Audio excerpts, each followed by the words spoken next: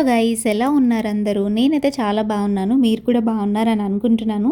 ఈ వీడియో దివాళీకి ముందు క్యాప్చర్ చేశాను. స్కూల్ బంక్ కొట్టడం, కాలేజ్ బంక్ కొట్టడం వినుంటారు, కానీ ఆఫీస్ బంక్ కొట్టడం ఎప్పుడైనా విన్నారా? మేమైతే ఆఫీస్ బంక్ కొట్టి మాల్కి వెళ్ళాము.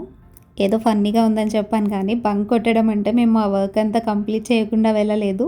ఆ రోజు ఫ్రైడే కాబట్టి వర్క్ అంతా ముందే కంప్లీట్ చేసుకున్నాము. ఎలాగో కొంచెం తక్కువ వర్కే ఉంటుంది Friday.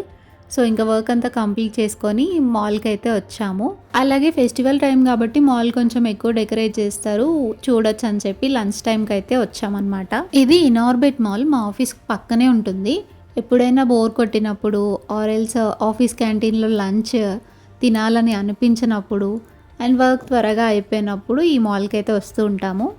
And obviously festival time అంటే మాల్ అంతా బిజీగా ఉంటుంది. చాలామంది షాపింగ్ అని అలా వస్తూ ఉంటారు కదా. బట్ మనమైతే ఊరికే టైంపాస్కి వెళ్ళామన్నమాట. అండ్ షాపింగ్ చేద్దామన్నా అప్పుడు మంత్ ఎండ్ కాబట్టి మన దగ్గర బడ్జెట్ టైట్ ఉండింది. సో ఏం కొనలేదు, జస్ట్ విండో షాపింగ్ చేసాము మొత్తం తిరిగి.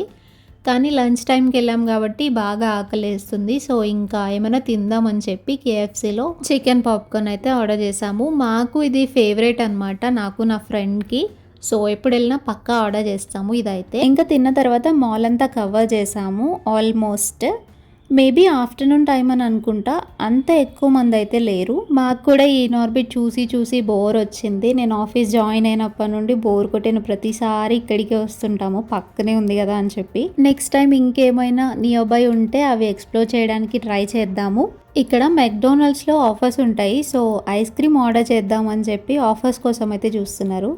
నా ఫ్రెండ్ పాలసీ ఏంటంటే బయట మనం ఎంత మనీ అయినా ఇవ్వచ్చు, లైక్ చిన్న షాప్స్లో, బట్ ఇలాంటి పెద్ద స్టోర్స్కి మాత్రం మనం ఎక్స్ట్రా మనీ ఇవ్వకూడదని చెప్పి చూస్తుంది అనమాట. సో మేము ఎప్పుడు వెళ్ళినా ఈ ఆఫర్స్ అయితే ఖచ్చితంగా యూజ్ చేసుకుంటాము.